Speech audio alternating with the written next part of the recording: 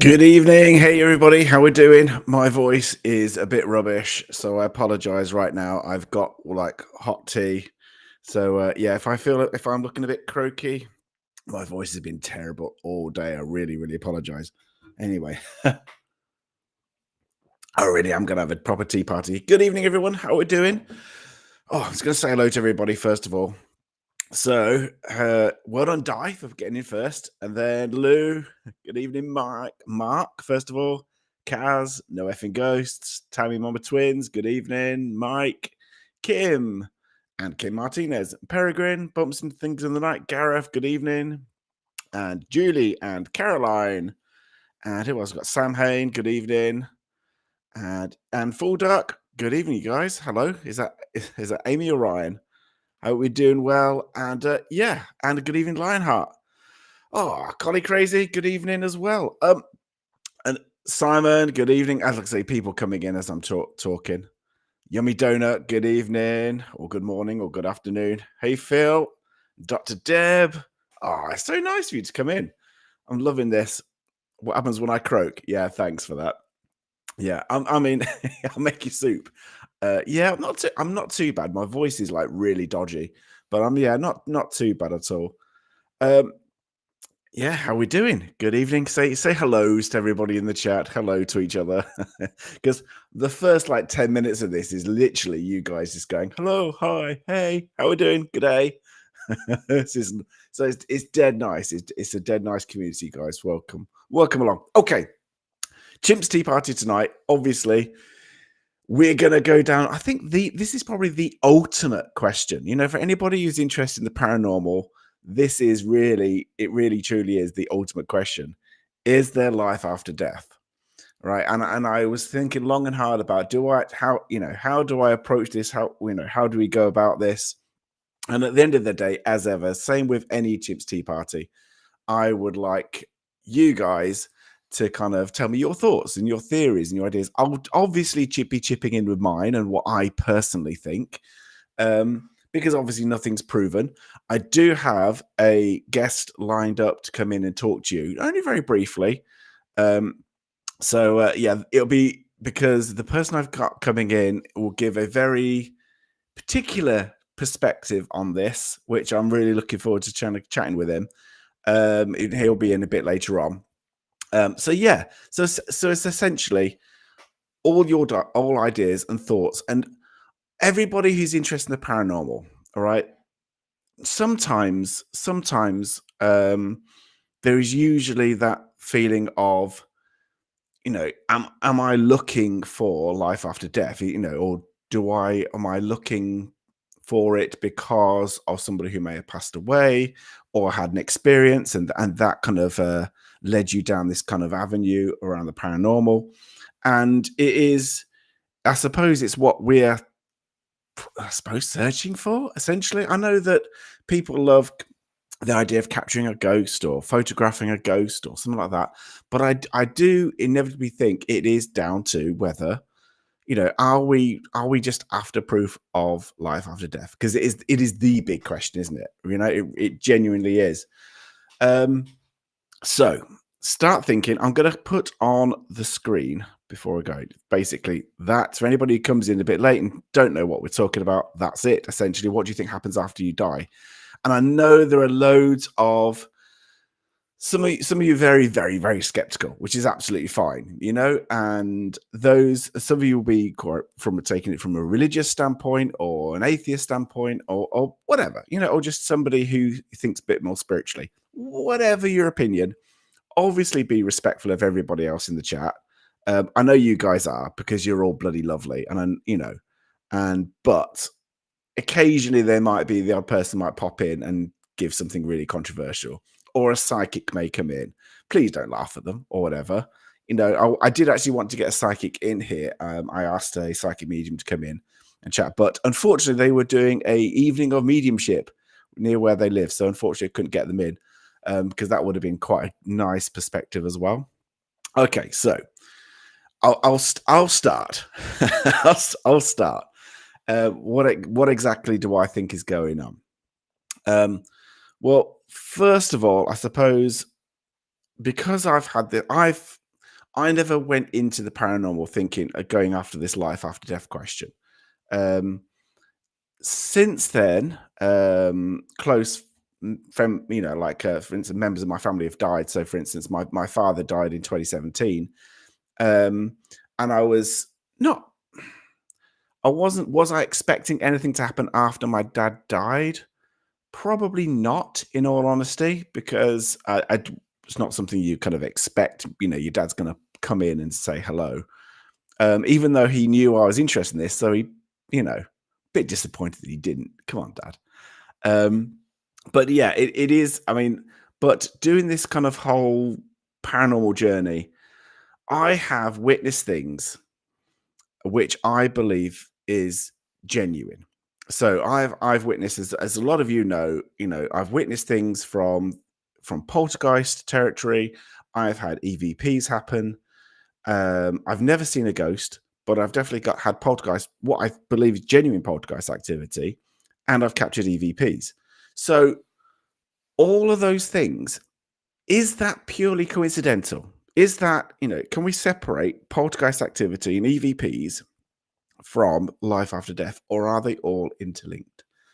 Right? I mean, I would like to think that when I die, as I'm sure a lot of you guys would think this as well, but when I die, I would like to think spiritually, I would like to be reacquainted with my dad. I'd like to see my dad again. But I think that's the same for everybody who's lost a loved one. I think obviously there's a part of them that would love to see somebody who's passed over. I would like to see that. That's just a really nice feeling, isn't it? Do I necessarily believe in a heaven? Tricky one. I think a better place, but I don't believe in this heaven and hell territory. But like I say, it is so tricky. What's Lou saying? I'm heathen, Norse pagan, obviously got beliefs, but I do have theories and experiences. Still can't decide. Every time I ask, I get more questions. But I do think the human brain is responsible for 80% of it.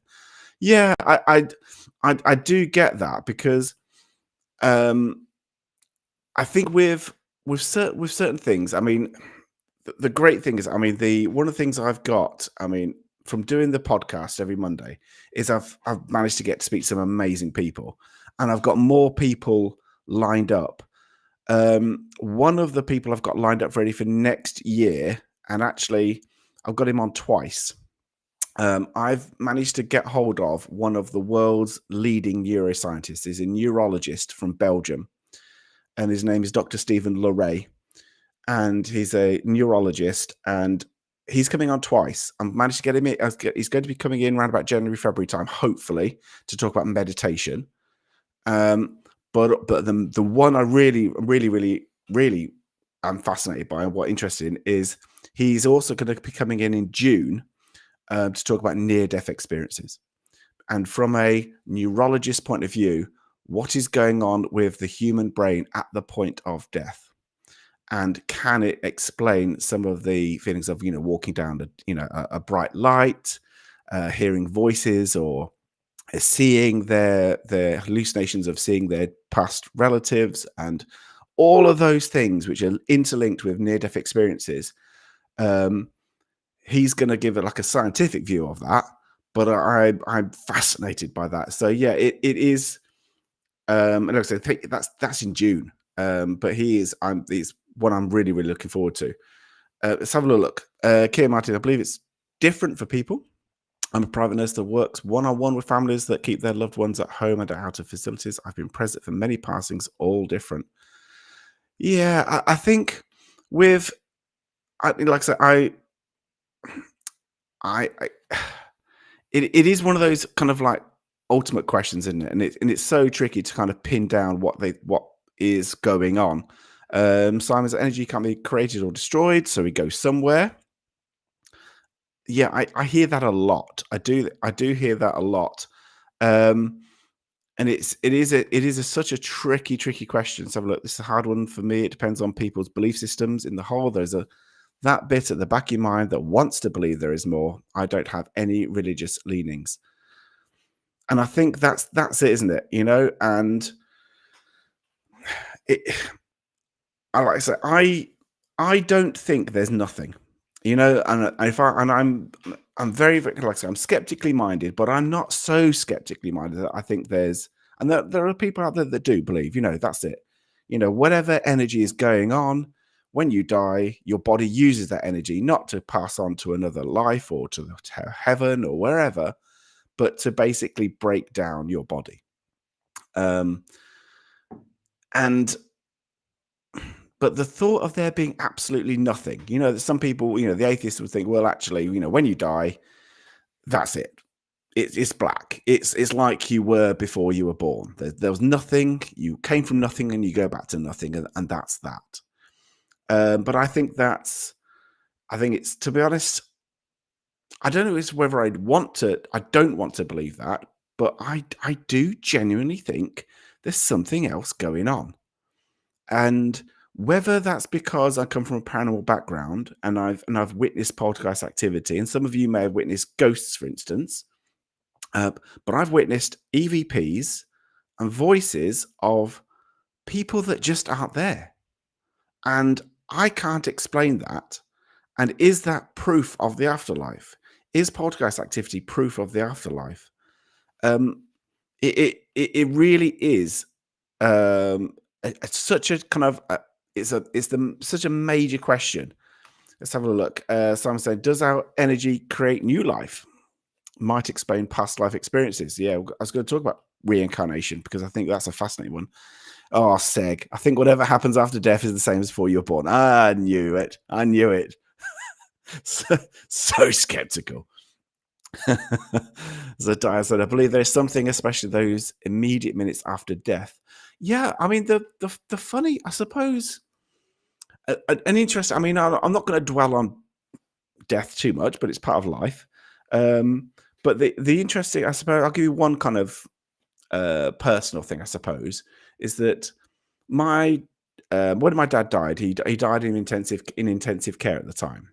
So he had a private room, and we knew his time was kind of very short, and it wasn't looking good, and they were going to slowly withdraw his medication. And so we had this bit of time with my dad. He was unconscious, obviously, at the time.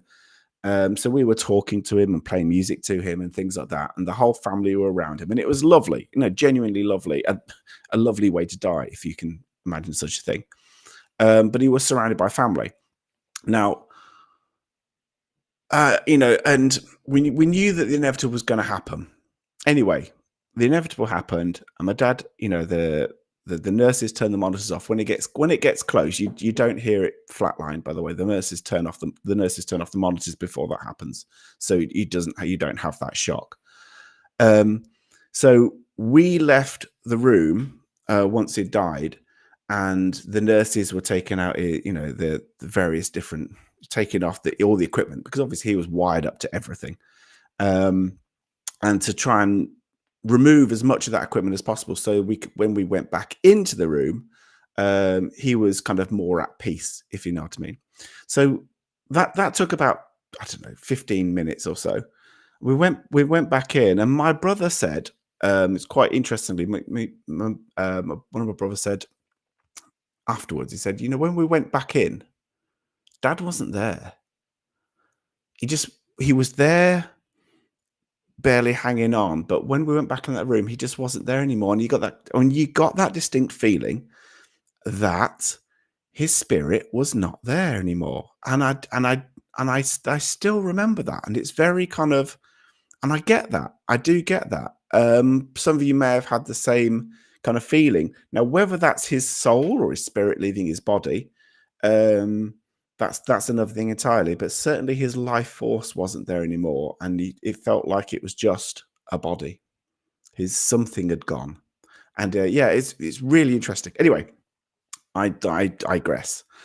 If the afterlife is nothing, is it so bad? I don't recall being depressed about anything before I was conceived. Fair point, Phil. Kaz Scarlett, we're on a soul contract. Hopefully we'll be going home. Oh, that's a nice thought. That's a lovely thought. I always thought life was a test of some kind. Bloody hell, hasn't it been? It's a hell of a test. Some days more than others.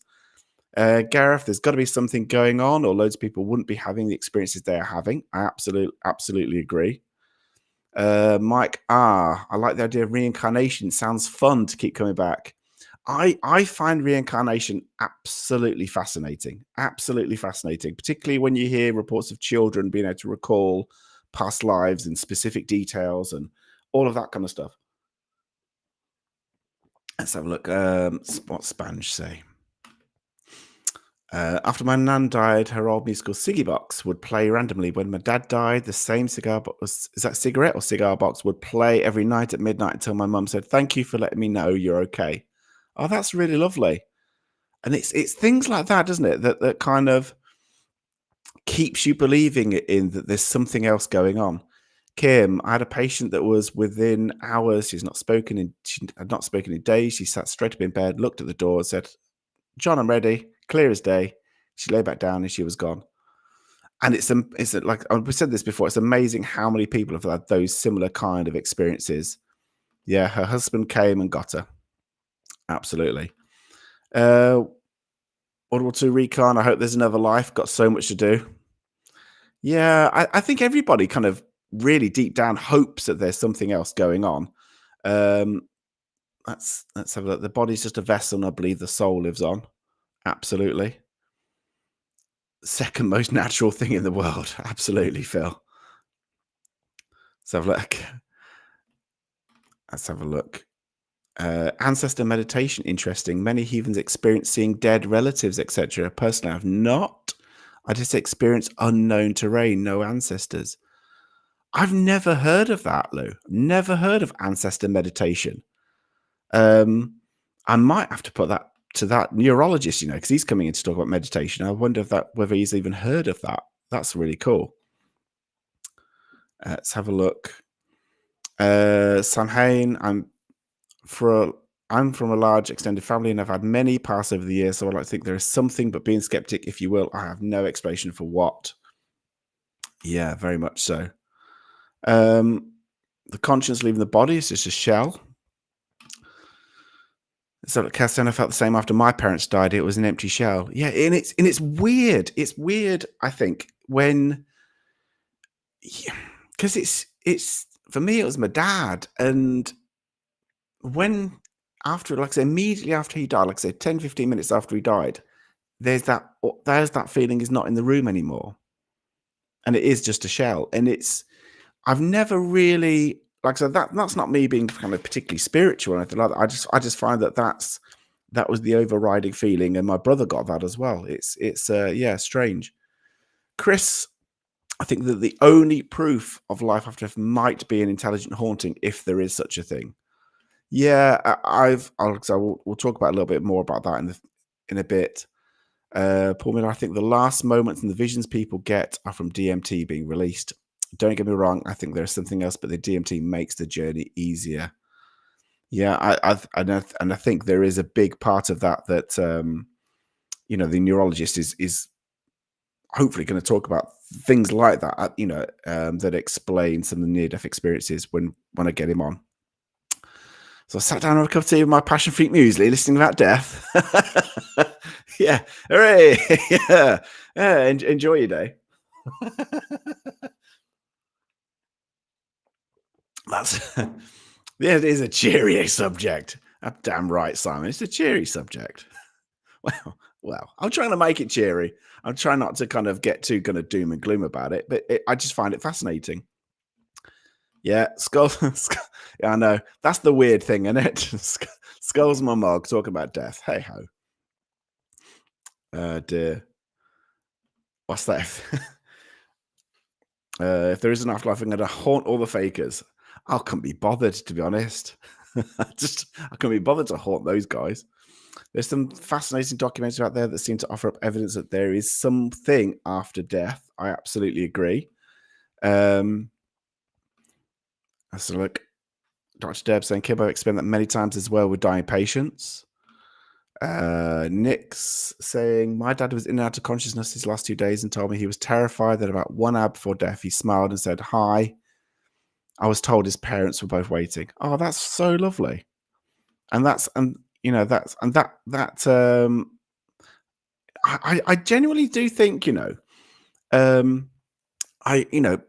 you hear this so many times from hospice workers and nurses and patients, and just like Full Dark saying, stories and accounts from hospice workers always fascinate me.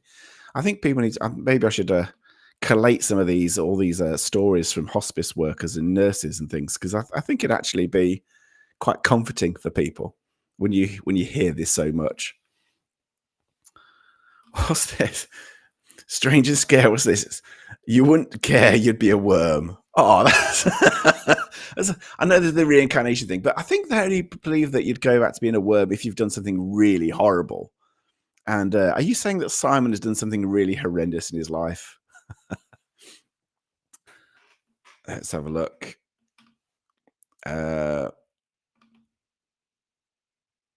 So if anyone wants to contact me after I've gone, please no, I don't answer the phone, so it'll be text only. That's the other thing. It's that thing when Callum Cooper, sorry, was talking on here about phone calls from the dead. That's mental. DMT makes everything easier. Well, yeah, it would do. What's that? Yeah, for sure. I don't like talking on the phone, but I'll haunt your texts or DMs. You do that already, don't you? Oh dear. So look, I've missed it now. I'm trying to go through the chat pretty quickly. So I did believe, but after seeing all the fakers, I'm now very skeptical. I do get that. I do get that point of view, because you end up looking at all the paranormal stuff and just thinking, oh, everything is fake. But trust me, if you can trust me, stuff goes on, right? And it genuinely does go on. And I've had mad things happen where I've not just caught on a voice recorder, not caught on a bloody spirit box, but actually physically within a couple of feet away from me, I've heard voices, women's voices, children's giggling and voices. What the bloody hell is that? Where does it come from? Now, I don't.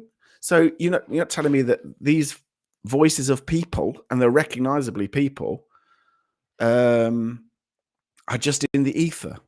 They're not going to somehow linked to somebody's death. I'm sure they are. It's just I think the when you investigate the paranormal and you get something which you cannot explain, it doesn't give you proof of the afterlife. But I definitely think you, over time, when you do get things which you can't debunk, which you can't explain, over time it does widen your views on what may happen after death. So I've seen that as well. Nick, I firmly believe we have the power to hold on and even gain lucidity, awaiting family to say goodbye. Yeah, I do absolutely get that. What's that? Do I need to? No, I'm fine. Thanks, Spange. No, it's just my throat. It's just my throat, not even my chest. Let's have a look. Just all have a code word for after, so you can make contact with loved ones. I think we should. Yeah, I think we should all do that. I think it used to be one of those things where they said that, didn't they? Was it Arthur Conan Doyle or Harry Houdini, or the pair of them? Both of them said that they would, if they were able to, they would come through from the other side with a particular code word. I think we should all do that, and maybe, just maybe, one of those messages may get through.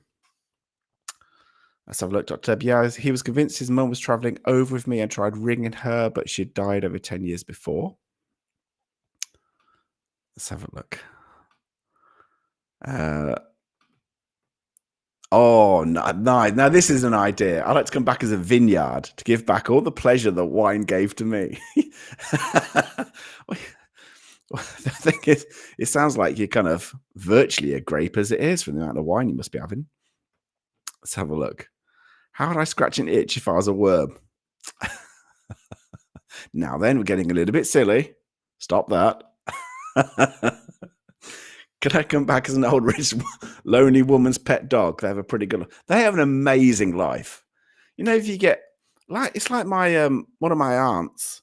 Her dog has died recently, and it was like a barrel. It was a tiny little thing, but it was like a barrel because she fed it steak and smoked salmon and cream and just mental stuff because she was like loving it. So yeah, I absolutely agree with that. That'd be really nice if I came back as a fat dog to be like fed like that. Let's have a look. Work in a care home and dealt with the death today. She's been unresponsive for a while and just randomly woke up earlier and said, "I'm going with my sister now," and passed with a smile right there. See, I love that. So I do love that. Now the nice kind of loving kind of open-minded side to me says that's the way to go. You know, if you just to imagine you see a relative who's there coming for you, and then off you go with that person. The cynical, skeptical part of me just says that's probably morphine or hallucinations or basically your brain shutting down and seeing things that just aren't there. But I try not to think. I try to push those thoughts away for this one. So look, the big world religions seem to agree that the spirit takes a few weeks to move on, so they are around. Personally, I believe our spirit energy then recycles unless we choose not to move on. Do you know what, Sherman Lemon? I funnily enough, I do agree with that more than I think I probably should be in skeptically minded, because actually I do think it takes weeks for the spirit to move on. And I'm not going to bang on about this because I've done it before now, but the whole poltergeist incident I had as a kid, where the poltergeist seemingly disappeared when the relative came back, his wife, basically, that we believe that was the poltergeist was this chap who died in a motorbike accident, and his wife came back to the home after a couple of months, and then the wife felt that the spirit had gone with her and that they would have no more problems. Now, what I'm really drawn to with that kind of whole idea is we moved into the property after a couple of months. Now, obviously, the poltergeist, if you believe it's the spirit of the person who died, it took them a while to get back home, to find that his wife wasn't there, which is why he was kicking off. So I do absolutely believe that the spirit goes on a journey of some sort. And, and I do think that when you die, you don't just get zapped into whether it's to heaven or to you just disappear. Then there may be some form of journey that you are around for a while. And I think that's what happened, is this spirit wanted to be with his wife. He eventually got back home to find that we were living there and started kicking off. So I do actually think that the spirit goes on some form of journey. These are all theories, obviously. So yeah, I mean, you might disagree with that, but I do actually think that that there's some form of journey other than just nothing. Let's have a look. There's a show I used to watch called Haunted Hospitals. It's based on true stories. I know some featured on it and making the show, and definitely some of it is real. Okay, that's cool. I got to say, I don't hardly watch paranormal shows. So, if you find a good one, let me know, because like I say, I'm quite skeptical, I've got to say. Let's have a look. Collie Crazy, what's he saying? I've heard from a couple of mediums that my dad is watching over me, but until they can give me his nickname for me, I can't believe, much as I would love to. Yeah, that's the thing, isn't it? Whenever I go back to my my mum's home and my dad isn't there, it still feels like he is there, because I was so used to him being pottering in the garden or being in the garage, or because he was always working. So I do feel comfort that I think he is still around. Do I know he's around? No, absolutely not. Have I seen him? No. Have I smelt him or heard him? No. But it's something you can't put your finger on. Sometimes it's just a feeling.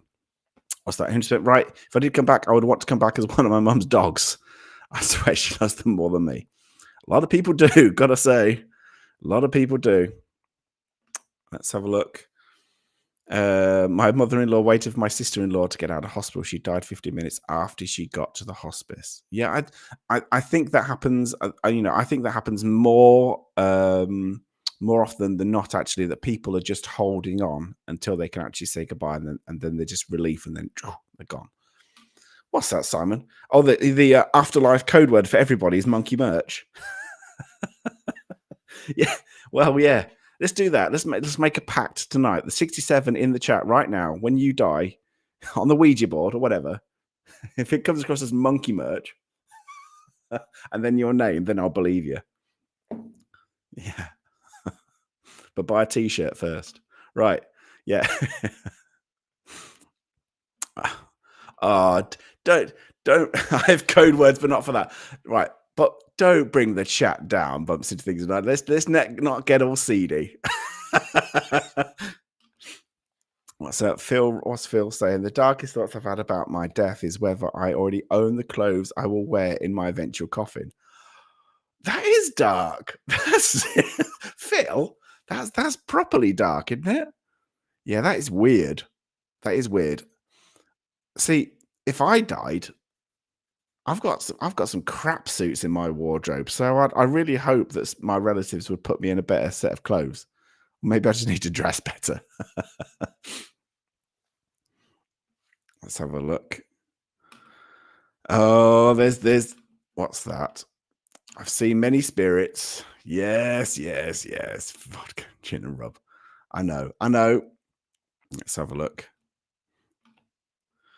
What's I'd come what? I'd come back as a donkey. They get away with anything. I can think of better things to come back as than a donkey. Let's have a look. It's amazing why the loving. Oh, quote from Ghost. Oh, cracking, Gareth.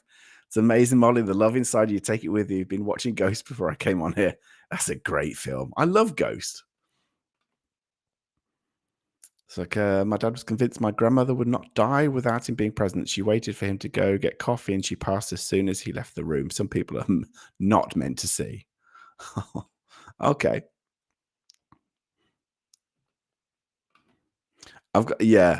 Strange and Scary New England. I've got to agree. Yeah, if you've seen these videos of these Japanese monkeys, they are loving life. If you see them in the hot springs washing themselves, they just sit there all day loving life. I think that'd be a great animal to come back to. Come back as, I should say. Yeah, that's fab. Let's have a look.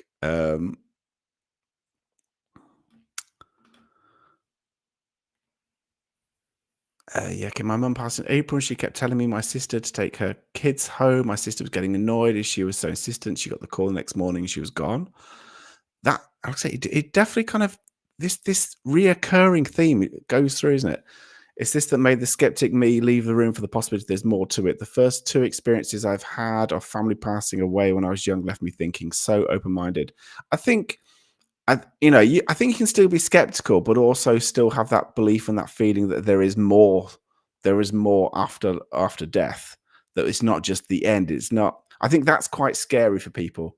The thought that that's it, finished. The people's fears, love, hates, feelings, ambitions just gone, wiped out, and that's it. And people's personalities are so strong that it is almost unfathomable to think that somebody with such a strong personality cannot or would not be able to exist after the moment of their death, that they have to go on because their life force was so strong. You know what I mean? Okay, so I completely relate to that as well. I've always been on a mission to reconnect those dying with their families. So I have love in the room at the moment of death. But yes, I think that sometimes. So Brian, life is the universe's way of understanding itself. Oh, that's a bit deep, Brian. That's a lovely thought, but that's very deep. It's far too deep for this kind of podcast. So you guys have any paranormal shows airing in the UK with nothing but Ghost Adventures and Baggins' spin-off shows now? No new contracts. We've got a horrendous one called Help My House is Haunted. There is a better one called Are You Haunted? But that's on kind of like freebie TV.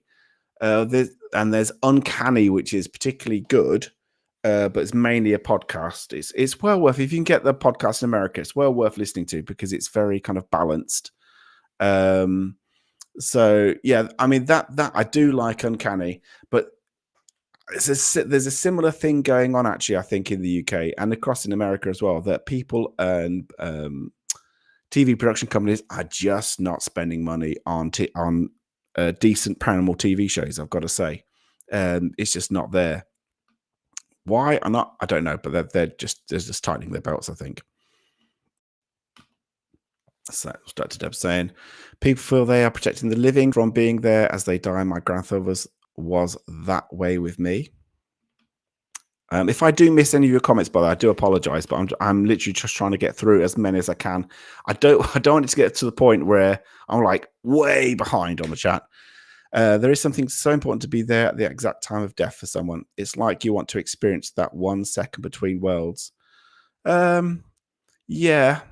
I mean, I was glad to be there when my dad died, I've got to say. But I was more glad of the fact that I told him that I loved him before he became unconscious.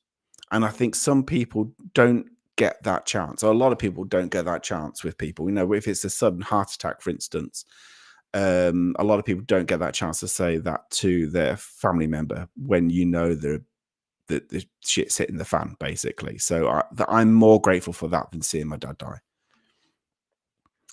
I believe our loved ones know who can and can't handle their deaths. Your mum was watching out for it and what she can handle. Let's have a look.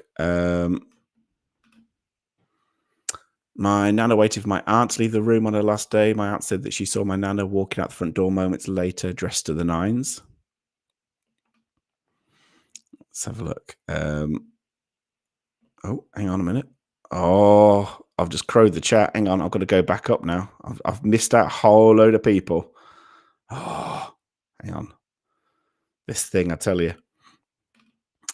Span say, I was missing my mum after she died and feeling nostalgic. I ordered an Eden Blyton book and I read as a kid off eBay. It arrived and it was my original book. Wow, that's mad. Sent from Cornwall to me in Kent. Wow, that's amazing, actually, that even happened. Does it make more sense to be buried in the ground forever or to be cremated to speed up atomic scattering back to the universe? I've got to say, I personally don't like the idea of being buried. I would rather be cremated personally. But yeah, everyone's different, aren't they? But I like the idea of being atoms just back into the universe. I love that. Fortunate to be sat by my dad's bedside when he passed. To be fair, I travelled to a different country to be with him, so he's lucky. Oh, Rob, thank you so much for the memberships. I've only just seen that. Thank you so much. 10 memberships. Thank you for that, Rob. I really, really do appreciate all that support. Everything goes towards, like I said, towards the channel to help the channel. So thank you so much. That's massively appreciated. Thank you, Rob. Let's have a look. What's Brian saying about his cat? This sounds crazy, but when my cat of 20 years died on my lap, I became very, very aware that there is some kind of crossing to something else. It has never left me. So what gave you that impression, Brian? I mean, was it just a physical feeling? Or did you see anything? Or did you hear anything? How did you, was it just like a feeling that when it gone, taking the last breath, that was it, and then you just felt them go?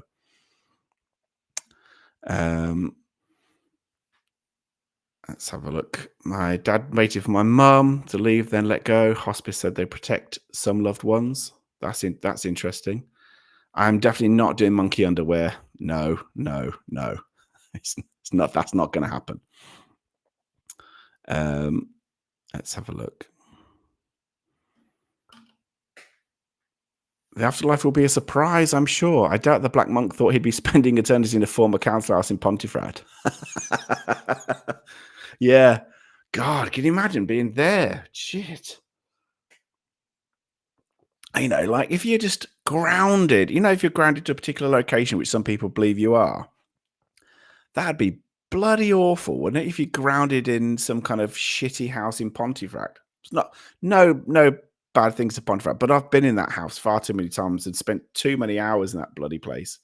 And it drives me mad. No wonder no wonder the monk is annoyed or, wants to get out and doesn't want to hang around ghost hunters. I'd be pissed off as well. Let's have a look. Yeah, uncanny is a good. I'm sorry, I'm a bit slow on the chat, but yeah, well, it's worth checking out Uncanny. I think you might be able to get it in America. I'm sure you should be able to. My thought is that there has to be something after death, because if it was just non-existence, we wouldn't know we were alive in the present moment. Hope that makes sense. Yeah, I get that. I do get that. It kind of gives you kind of more. It makes you feel as though you've got to live for today because you don't know what'll happen in the future. Absolutely right. Oh, bless you, Mike, for the super chat. Thank you so much. Thank you, Mike. What's Dark Veil saying? Oh, come on. Bloody computer. That's because YouTube fakers are ruining it for everyone with bullshit and making the subject unpopular for mainstream TV. Yeah, I absolutely get that. I just wish there'd be better TV shows and more TV shows that show things more realistically. Because I don't know if you saw Beardo's thing tonight about, what's it, Project Fear. And there's a lot of American. What is it with American paranormal channels on YouTube that just spend a lot of the time shouting at each other? It drives me up the wall. No need for it. Anyway, Mike, generally I've been taking on more and more Buddhist concepts in the last 20 years, which include karma and reincarnation. But I do find myself contemplating simulation theory a lot these days. That's really interesting, Mike, because I've not really looked into this whole simulation theory. I am more inclined to believe in reincarnation, I've got to say. And there is a book. I don't know if you could even. I read this book as a kid called the Children That Time Forgot, and it was filled with kids' recollections of living prior lives and being able to recall specific facts and details about their past lives. And I was blown away by it, to be honest. I was just thought, that's as close as anybody's gonna get to any kind of proof. I think personally, is these are incredible accounts by kids who've recalling information they can't possibly know. Anyway, I love that. Did anyone hear of the experiment where doctors painted a picture on top of a bookcase and people who had NDEs told the doctor what the picture was? Yeah, I heard about that, but I don't know if it's a myth, Brian. You know, this whole. I would love to track down where that came from, because I've heard that before, but I don't know where that came from. But I've heard that, absolutely. What's that? People saying chuck me in the skip. Hey, Kenny Biddle. Oh, Kenny, as you're here, Kenny, come on, Mr. Skeptic, proper skeptic. What is your belief of the afterlife? Do you think it's? I mean, I'm guessing Kenny Biddle says nothing. It's just whatever energy there is that your body uses, whatever remaining energy there is to kind of run down your, kind of I can't even say it. Basically, your brain function until there's nothing, and it starts that decomposition process. That's where the energy disappears to. Do you think there is nothing at all when you die, or is there's some small kernel inside you that believes in the afterlife? Or because you wear a Mjolnir around your neck, do you reckon you'd end up going to Helheim, or do you think you go to Valhalla as a hero of skeptics, dying in some kind of skeptical battle? Anyway, staying salty. We're sitting with my father-in-law's right after he passed, waiting, got the nurse to come, and it was about 10 minutes, blew out his intention candle, and we all heard the kitchen door close. Wow. That's very interesting. Let's have a look. I can't explain why I felt that way when my cat died, but it's like trying to prove the concept of love. You just can't, but you know it when you feel it. That's... Oh, Brian, you sentimental old fool. That's lovely. I don't actually know if you're old at all, but I apologize if you're not. Let's have a look. Does the monk stay there, or does he wander? Apparently he wanders, collie crazy. Let's have a look. What's Rob say? I fell out with my dad before he died and didn't go see him when he was on his deathbed. I regret it so much. I hope one day I can see him again and say I'm sorry. I think a lot of people hope for that. Absolutely, and I know that there's a lot of people out there who, like I said, never got chance to say things, particularly if there's been like a sudden death or a very traumatic death and things like that. Then that feeling of things being unresolved or not being able to say what you wanted to say, the longing to see that person can absolutely color your feelings around whether there's life after death, I would say. The moment Grandad passed, my nan said, "Give me a kiss because they're here for me." She kissed him and he passed over. They didn't believe in ghosts, etc., though they thought it was all nonsense. That's really interesting. It's 3 a.m. The door closed and there was no wind or windows open. No one was at the door on the enclosed porch. All three of us clearly heard it. Wow. Okay, that's really interesting. So look, my grandma said that she hadn't heard a dog's barking before she died. After she died, my grandpa said that all the dog's ashes were put next to her. There's so many. I mean, there we go. Yes, Sam's saying this takes you down a philosophical rabbit hole. It really does. And like I say, I'm trying to kind of not like I said, there are so many different avenues depending on your belief and your culture and your religion and whether you're an atheist or or whether you just don't have any kind of sense of a religion as such. But I think generally internationally people would like to think that there is something else after we pass over. Simulation theory explains ghosts and even the gaps in science. We might be the simulation of a race that wanted to see what happened to us millions of years ago. Yeah, take that, Kenny Biddle. So, I'd love to know what Kenny's feelings on simulation theory are. That'd be amazing. Ghost Inside My Child was a great series. Oh, Sponge. Ghost Inside My Child. Did I see that? Have I seen that? I don't know if I've seen that. I'll probably try and check it out. Oh, Kaza, thank you so much. I mean, bless you. Thank you so much for that, Kaza.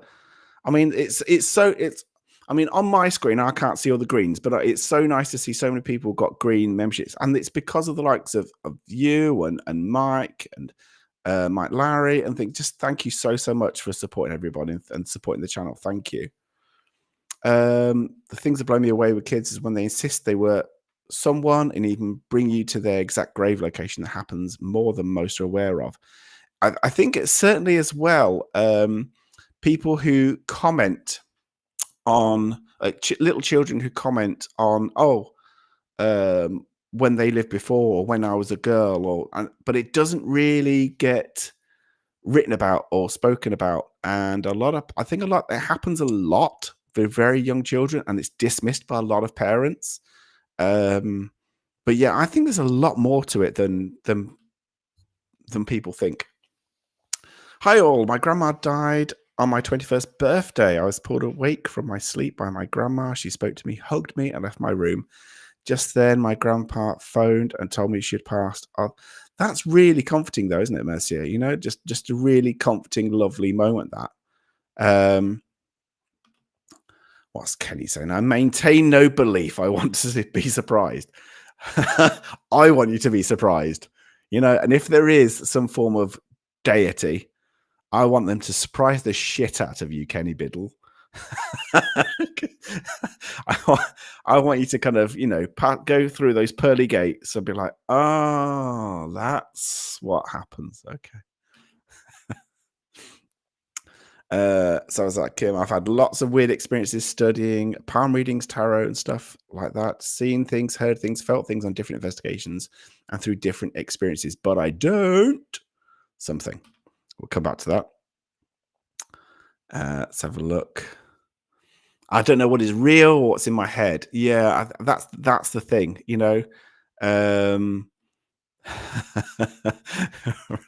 So Rob, Ken is a believer, he just doesn't let on. Yeah, I reckon Ken, it's all a front. It's all just Kenny believes in everything.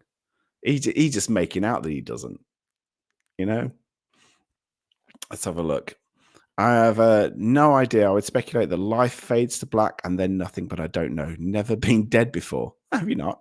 Talking of this, if my guest is listening, and I hope you are, Mr. Mystery Guest, and you would like to click the link now so I can chat to you and you're not falling asleep or something, then by all means, click the link. And as soon as you do, I'll know that you're waiting in the wings and I'll bring you in to chat to you because you've got a very interesting perspective and I'd like to talk to you about it.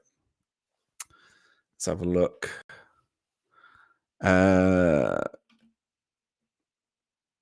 If Kenny sees this, do you know of the NDE experiment with the pictures on the top of the bookcase? Yeah, we're saying this earlier actually, and yeah, I'll be interesting to know whether that was an actual thing or not, or whether it's just a myth, because I've heard that as well, but I didn't know if it was real. I've got to say, right, my guest. Where is he?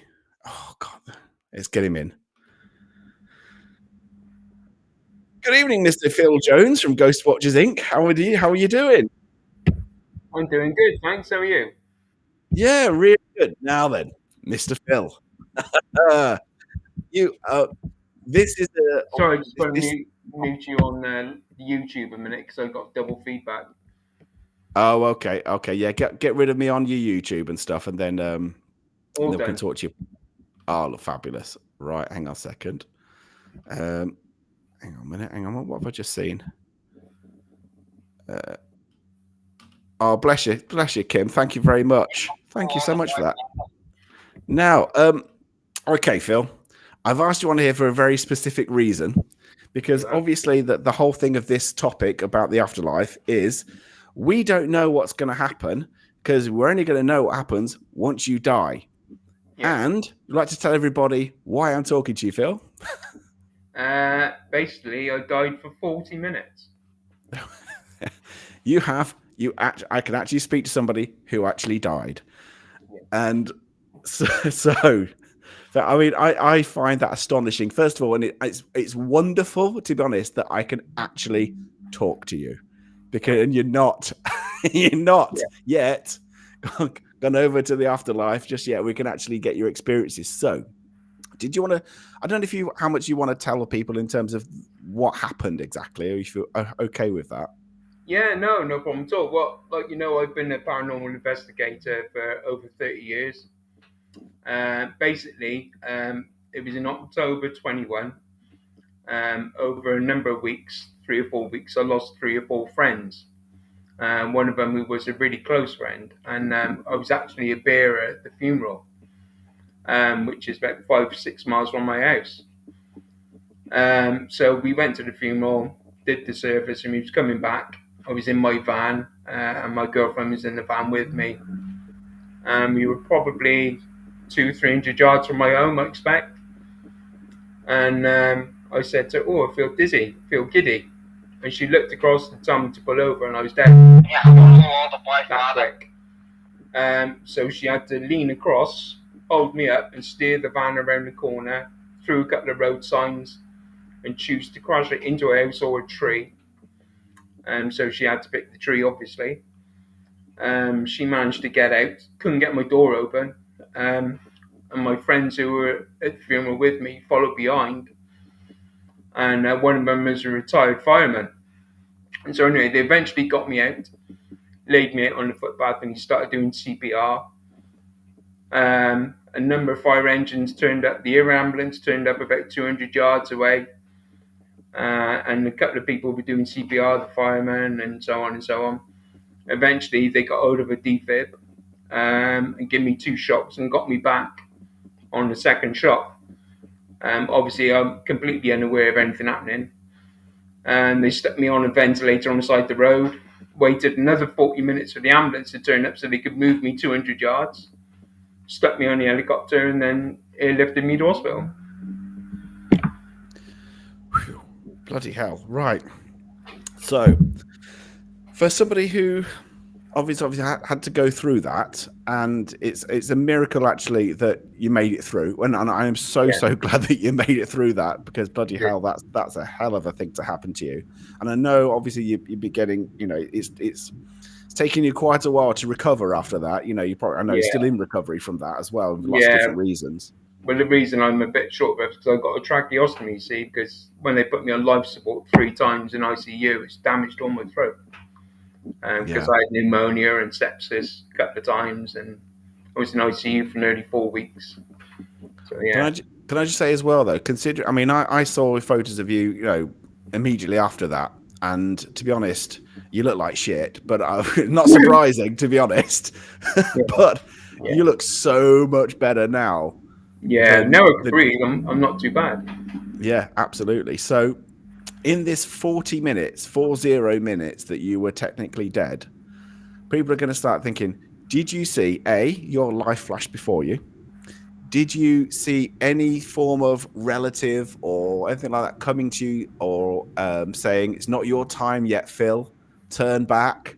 Did you see a white light? Did you see Jesus? Did you see anything? Did you see Elvis? What did you see? Well, basically, I recall just before I passed out, it was a cardiac arrest I had because I got a heart disease, and everything went black.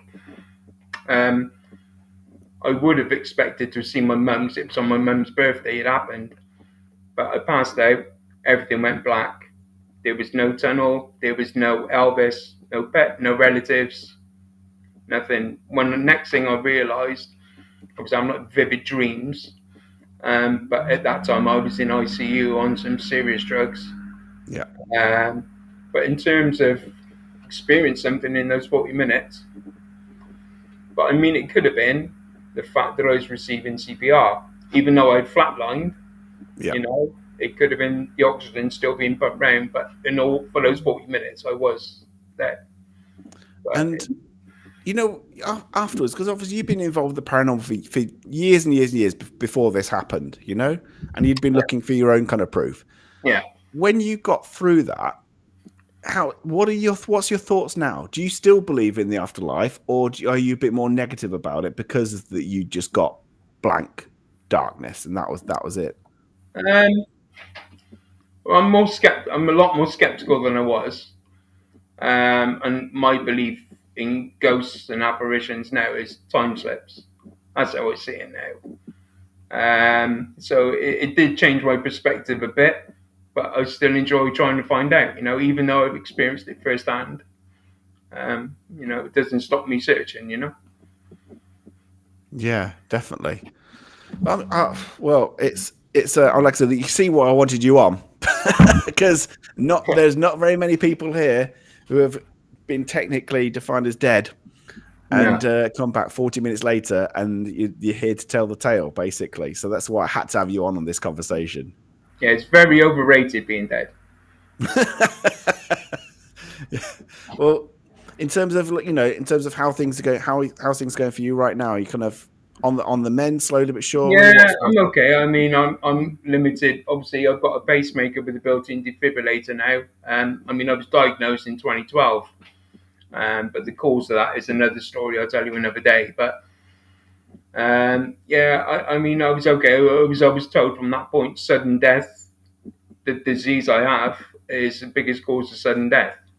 And they said eventually you'll need a pacemaker, blah blah blah. And me being self-employed and all that, I was like, oh, do I need it now? And they were like, not in the moment. So I'll forget it for now. Then that was 10 years ago. Hindsight's a wonderful thing. But I mean, now, yeah, I'm okay. And the pacemaker is my guardian angel. That touch wood hasn't gone off since. Obviously, the tracheostomy comes with its own set of issues. See that? It's very overrated being dead. That's a t-shirt. Yeah, that's mine, Kenny. I thought of that. But yeah, I mean, everyday struggles. Some days I feel great, some days I'm just sat on the sofa and I'm just washed out. Yeah, of course. But generally, I'm okay.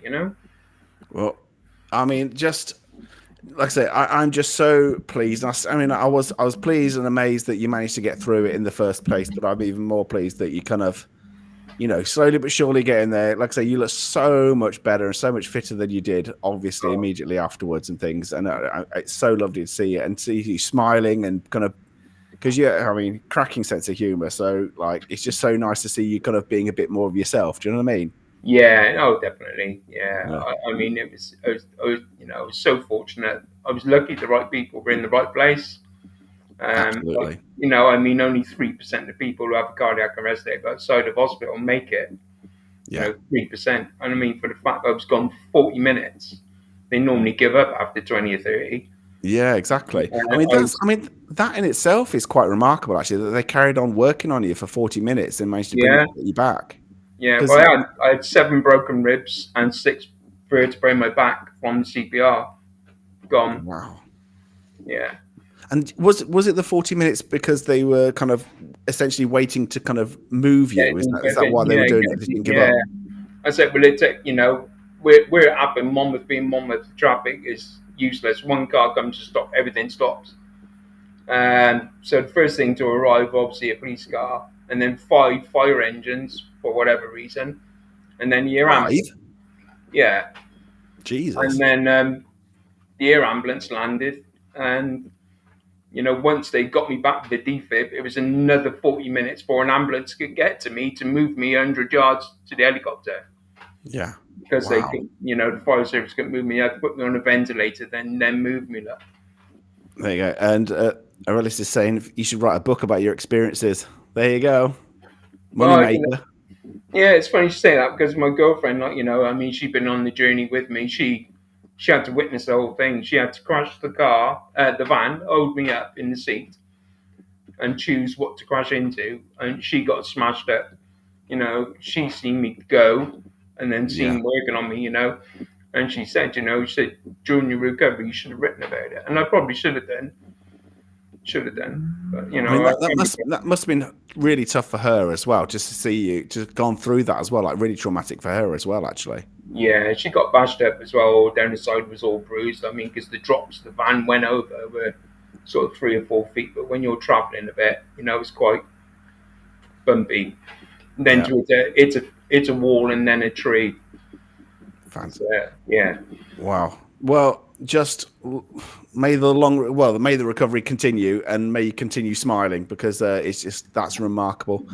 Thank you so much for coming on, Phil. It's been a pleasure to have you on. And like I say, when you see Phil, Ghost Watchers Inc. in the chat, you know who we're talking about. And you can. I'm the handsome one. Go on. You what? Sorry. I'm the handsome one. Yeah, exactly. Yeah, exactly. He's the handsome one that survived death, beat death. Yeah. Take that. Yeah. Yeah. Put that on the back of the t-shirt. Yeah, smack the Grim Reaper about. Yeah, bring it on. Right. Thank you so much, Phil. I'll speak to you soon. No problem. Cheers. Thank you. Wow. There you go. There's Phil Jones for you. Like I say, somebody who actually survived death for 40 minutes. But no, there's none of the. That's the thing, is there's none of the things which we'd expect for him to happen. Like a link to the afterlife in terms of seeing relatives or white light or anything like that. So spot on, Phil. Absolutely lovely fella. And he'll always tell you it straight. And having no experiences of, white tunnels, white light or anything like that makes it more kind of intriguing. Okay, I've heard stories of people dying, knowing everything that happened to them in the afterlife, but then forgetting it when they come back like a dream. Interesting. Is that what happened with Phil? Let's have a look. What's that? Tim saying 100% fail rate at CPR. Blimey, Tim. Let's have a look. If you grab something in the afterlife and are brought back, see having your hands like in Freddy Krueger movies. Yeah, well, I think it'd be a bit easy, that. Can you imagine that? Coming back with a glove. Dear. Let's have a look. If you message me earlier because of the chat with Phil, then I apologize if you've said something and I've missed it out. So you might want to retype it, guys. Sorry. Yeah. So yeah, thank you so much for Phil, because like I said, you can see why I wanted him on, because he's got a bit of a unique perspective on the whole afterlife thing. Let's have a look. Let's have a look. What's the Brian saying? There was a NASA scientist who died and asked Jesus if there were aliens, and he said yes. Who was that scientist? Yeah, that's the thing. I mean, to have, I mean, that's the thing, is I think talking to people who've actually had serious things happen to them, like Phil has, and they've been able to kind of bring it back from essentially from death. It says a lot about the emergency services that's even possible. Forget the spiritual stuff. It's incredible that actually he made it. I think like he said, the likelihood of him dying for all kinds of reasons is pretty damn high, and the fact that he managed to survive it is insane, really. Let's have a look. After being a paranormal investigator for 30 years, was he disappointed by his experience during that 40 minutes? I kind of mentioned that, but I would say he probably was. I mean, he'll probably tell you if he comes back in the chat that I think he probably was disappointed. I'd imagine he was. I would be. I think if you kind of spend a lot of time doing paranormal investigating and hoping for proof of the afterlife, and then when you die, there's nothing at all. I'd feel pretty deflated. I've got to say, I think I'd be very deflated. I'd be like, oh, so okay, so none of my relatives weren't there for me. I didn't see a white light. I didn't see Jesus. I didn't see heaven. I saw blackness, and that was it. It's like, oh, okay, might have to rethink everything. So let's have a look. Oh, hang on a minute. What's Spanish? So they knew it wasn't Phil's time, so they didn't bother pausing the TV to come greet him. Yeah. Let's have a look.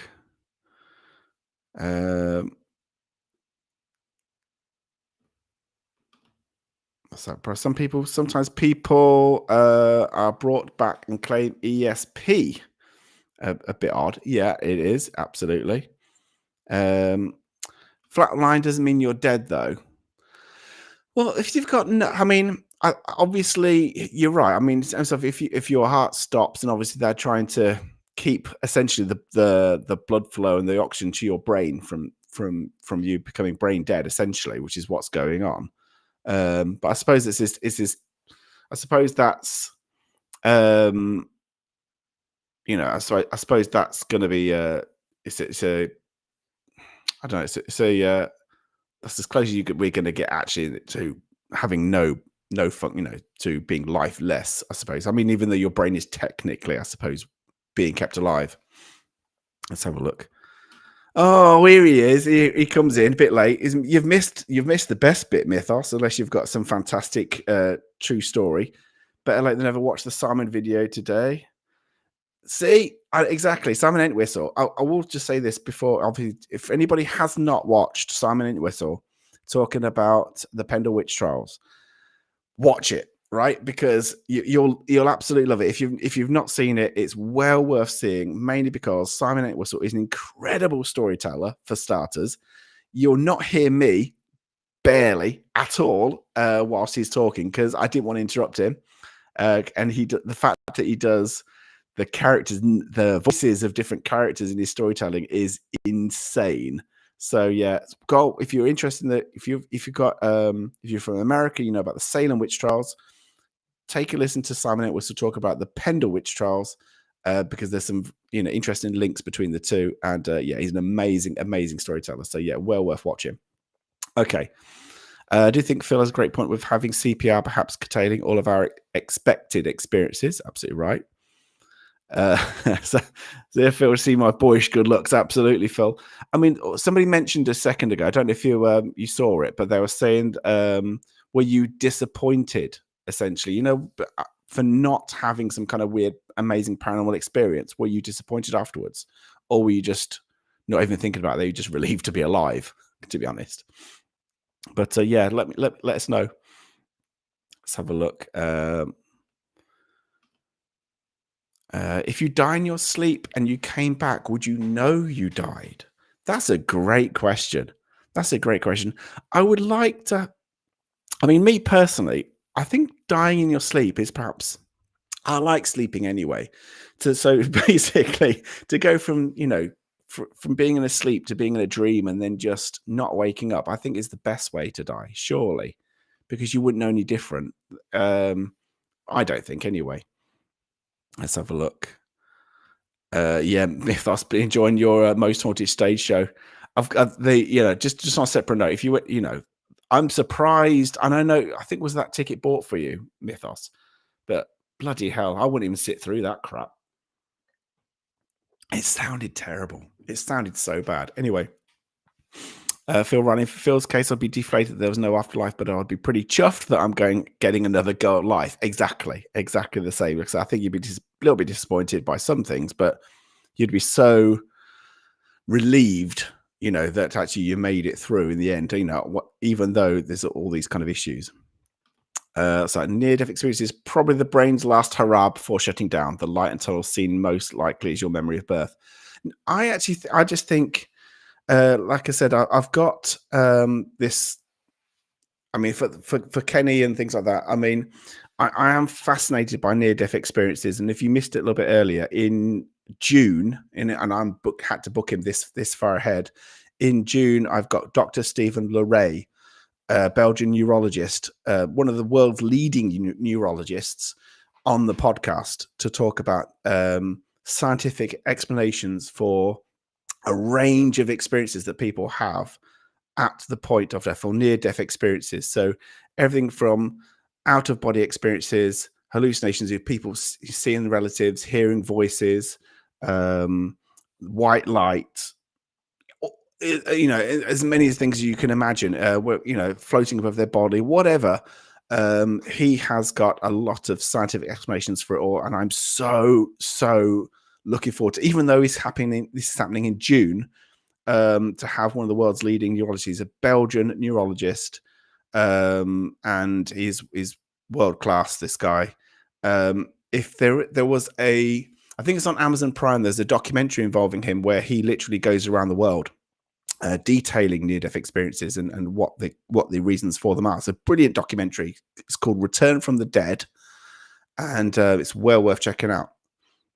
Okay, let's have a look. Kenny Biddle, the main difference between clinical death and biological death is clinical death is when the heart stops beating, while biological death is when all organs, including the brain, have stopped function. There we go. Thank you, Kenny. Let's have a look.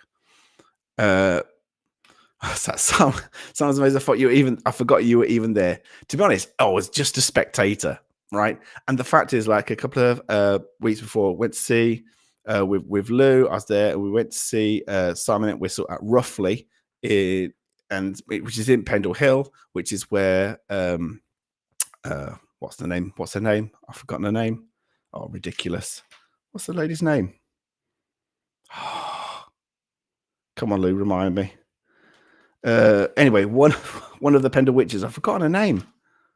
Oh, this is going to do my head in. Anyway, one of the Pendle witches came from Roughly, and so we went to see Simon.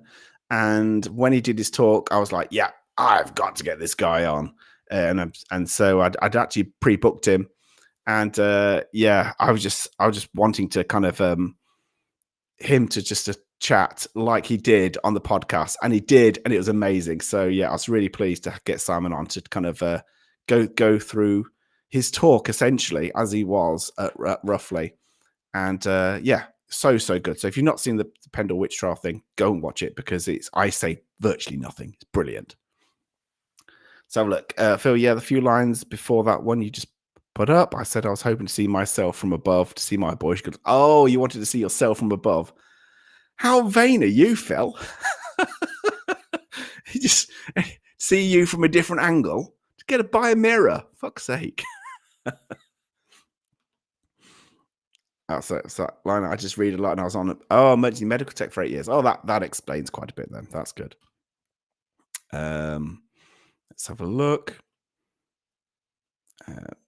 Sorry, I'm skipping some of the chat, guys, so I apologize if I'm doing that. All right, some of the light is the hospital where you are being born again. I don't know whether it's that or whether it's just hallucinations from, in terms of neurologically, your brain is dying, and so it's releasing chemicals. Oh, there we go. Look, Lou. So chemical reactions at the moment of death have a lot of NDEs and OBEs. Let's have a look. Let's have a look.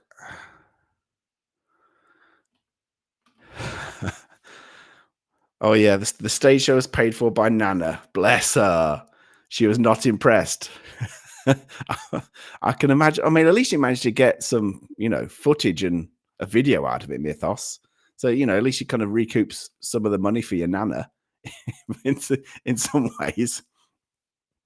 Oh, sorry. Was it Disney Plus, not Amazon? Was that Disney Plus Return from the Dead? I apologize if it was. I can't remember now. I'm rubbish. Alice Nutter. Thank you, Diane. Oh, I can't believe I forgot Alice Nutter. Alice Nutter was the one who lived at Roughly. And the Bay Horse Inn, which is there. Lots of people saying, Alice Nutter, Alice Nutter, Alice Nutter. Yes, I apologize. Yes, it was her. I'm absolutely rubbish with names. Let's have a look. It's interesting when people are declared dead and wake up in the body bag or the morgue. Does that happen though? In all seriousness, does that actually? I mean, I get a long time ago that it may have happened, but does that still happen? I don't know. I bet I'm sure that doesn't happen anymore. Surely. Let's have a look. Collie Crazy went to roughly just see the statue is very moving. Yeah, it's a very, very lovely statue, actually. It's a really good statue there. Perhaps what's that? Perhaps AI can assimilate all NDE and create a simulation of what is experienced for further study. That'd be cool, actually. That'd be really good. Let's have a look at what's Lou's saying. Yeah, the locals put flowers in her classed hands every week. It's so sad.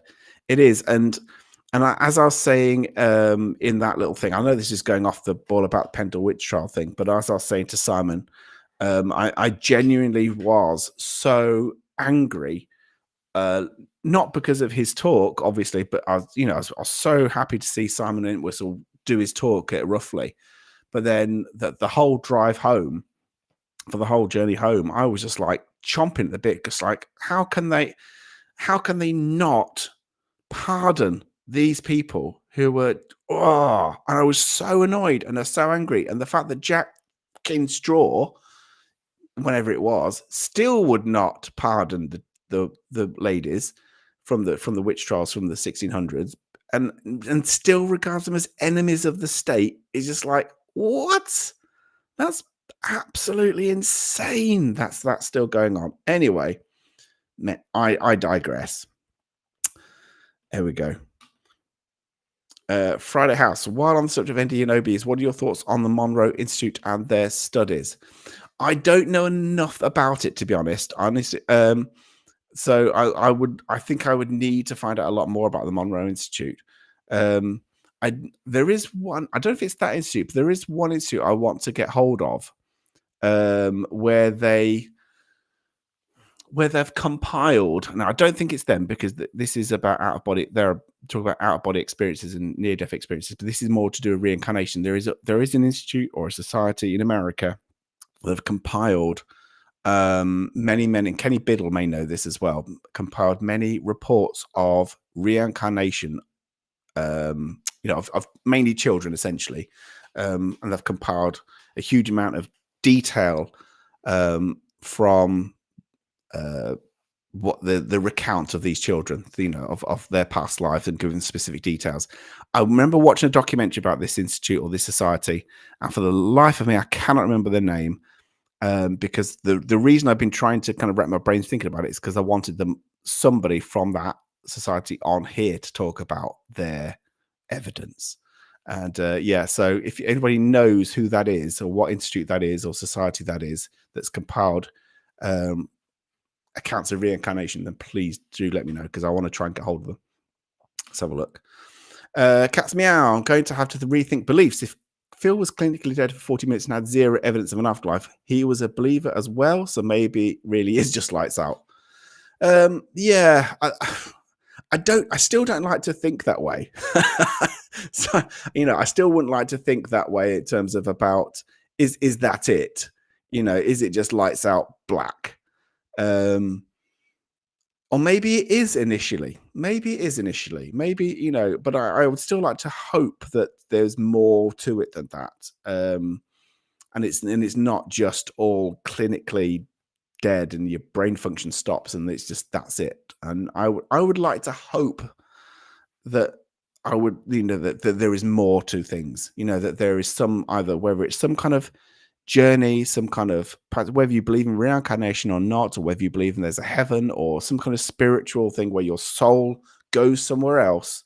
I would still like to believe that there is something other than just blackness. Sorry, Phil, and that's going against Phil's testimony, I suppose, but I would like to hope that there is something more, and that my relatives are going to be there for me when I die. It'd be nice. I think that's the nice thought. Okay, I'm going to do about 10 more minutes, guys, and then I'll probably finish, because we're heading towards about an hour and a half. Did CPR on a guy who sadly didn't make it after we got his body to hospital. We were waiting for the identification process, and the body let all the air out that we had put in. and I shit myself. Oh, dear. Yeah. Oh God, that's dark, Tim. That's so dark. Oh my dear God. You know, a couple of people have mentioned, people mentioned, they thought, oh, it's not going to get really down and serious and sad, is it? We've talked about death and things. Absolutely no chance of that with you, Tim. Thank you very much for that fantastic image. Oh, that's just all I've got images in my head of just air coming out of orifices that probably air should not be coming out of. Oh dear God. Cheers. Thanks very much for that, Tim. That is wonderful. Cheers, man. Thank you for that. Sheila. I woke up during a surgery and it was torture before they noticed and put me completely under. Another time I woke up too soon with tubes down the throat and all. I was 15. I've had 30 surgeries, not died though.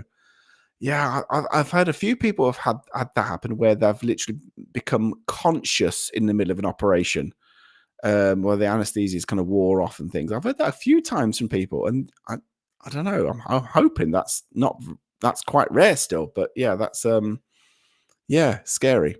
What's Kenny saying? The idea of an afterlife inspires hope and comfort for most. Yeah, absolutely. Unless you're heading to the bad afterlife. Yeah, I think that's what it is. I think the thought of an afterlife is comforting, and for God, you know, if you're you know, if you've got cancer or you're having a serious illness or something like that, and you know things are not looking good, bloody right, I know. I mean, I would probably cling on to the idea of an afterlife, Jesus, because it is comforting. It's the only thing you've got left. Essentially, you've got the thought of, well, maybe I'll. And I know that people find it obviously incredibly scary. So yeah, I absolutely bloody right. I would cling on to an idea of an afterlife if I was nearing my end. You know, I think absolutely I would cling on to that for dear life. To be honest, if you captured a full apparition on video, how you react? Send it to debunk. So if you captured a full apparition on video, how you react? Send it to a debunker to prove it.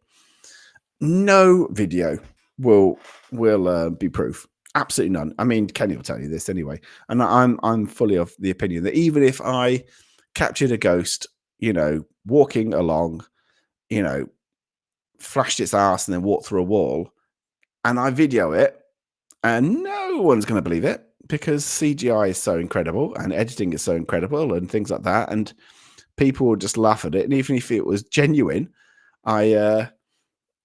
not one person is going to go, yep, that's proof that we needed. Not unless it was even if it was on multiple cameras, don't think it'd be believed. If it was on multiple cameras with multiple witnesses,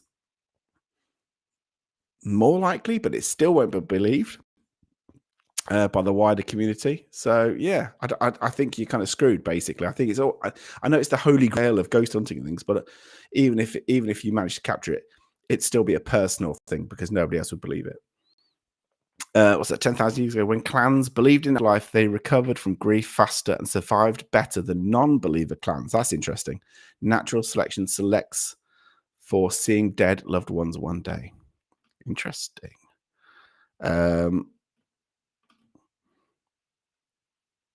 If all my departed loved ones are waiting for me in the afterlife, I hope I don't owe them any money. Yeah. Oh, this is Tim's comment, isn't it? Ghost flatulence. Oh, that's manky. That's so bad. Oh, Jesus Christ. What's that? What's that T-shirt logo? Deaf Farts, good band name. That's awful.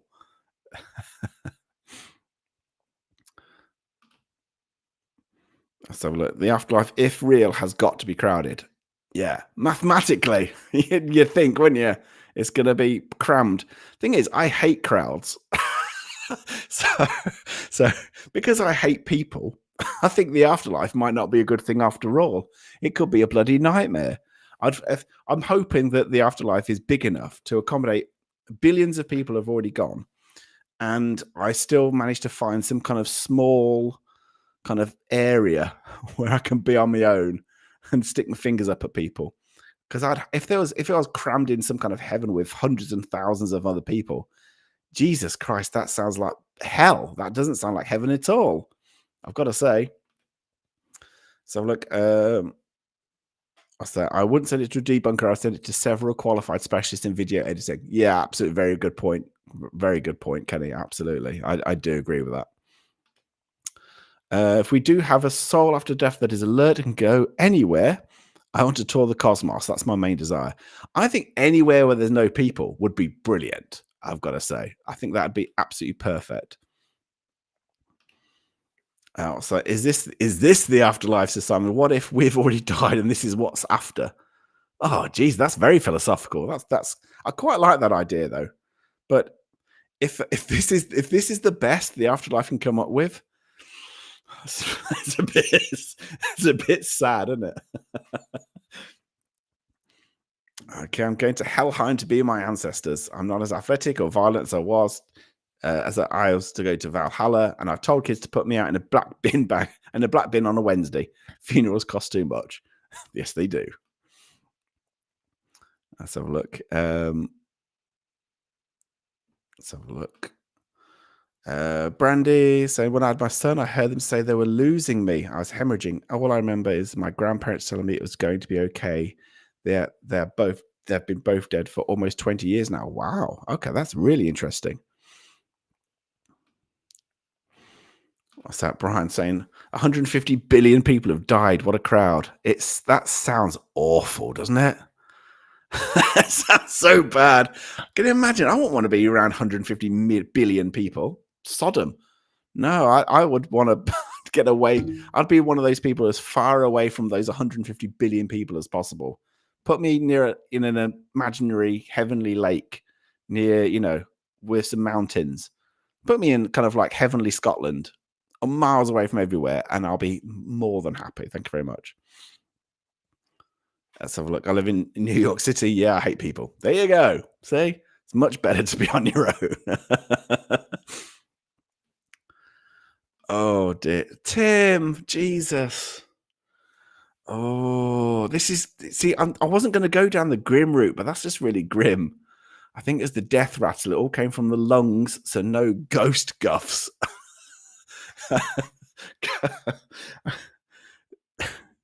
Yeah, I'm gonna that's ghost guffs. That should be on a t-shirt as well in some way, shape, or form. Let's have a look. True paranormal experience is almost impossible to prove, and no matter how much evidence you have, it'll always be rejected. I agree. I agree. It's so tricky, difficult. You can't. It's a very personal thing because nobody else is going to kind of believe it. Let's have a look. Got to head out. Topic so intriguing. Cool to hear about it. Good times. Thank you, good folks. Thank you very much. Full Dark. Have a great day. Enjoy the rest of your evening, won't you? And I'm going to be stopping in a second anyway. Very, very, very soon. Quite right, Kenny. 150 billion. I get annoyed with 20. I get annoyed with 10. I only do this because I don't have to see 81 people, in reality. Because I can be on my own, and it's okay on my own. Let's have a look. Okay, last couple of comments, guys, and we'll start wrapping it up. What's Phil saying? Won't be able to see the stage of the afterlife, Glastonbury, at the back of 150 billion crowd. They'll have monitors, but yeah, you had to see it on the big TV screens. It'd be all right, wouldn't it? Oh, Friday. I think this is I think this is a great comment because actually, I think I would absolutely hope this is true as well. If the current universe is infinite, then why wouldn't the afterworld be just as vast? And how could we measure it from here? Absolutely. And I think that's a great place to kind of leave it because I like to think that the afterlife is infinite because then I can be on my own or at least be with very close family and not many other people, and maybe a dog I used to have when I was a kid. That would be quite nice as well. But yeah, thank you so much, guys, for joining me. Thank you so much to Phil Jones for coming in and talking about his amazing experience of being able to survive death for 40 minutes. Incredible. Thank you guys for all your thoughts, your theories, and your ideas, and for the memberships. Thank you so much. It really does mean a huge amount. On Monday, this coming Monday, I've got Don't Scare Claire, who's just rocketing up on the subs in terms of on YouTube. Absolutely lovely lady. I've met her at the Parameet earlier in the year, and she's coming on. And so we'll be able to talk all things paranormal with Don't Scare Claire. That's coming on Monday. And then because I did not do this on Halloween because it was too busy, I'm also going to do another Chimps Tea Party next Thursday as well. So you get kind of double Chimps Tea Party. So thank you so much, guys. Lovely to chat to you as ever. And yeah, hoping I didn't make it too dark or too kind of, depressing for people, despite Tim's bleak body comments. Anyway, thank you so much, guys. And I shall see you on Monday. All right, guys. See you tonight. Good night.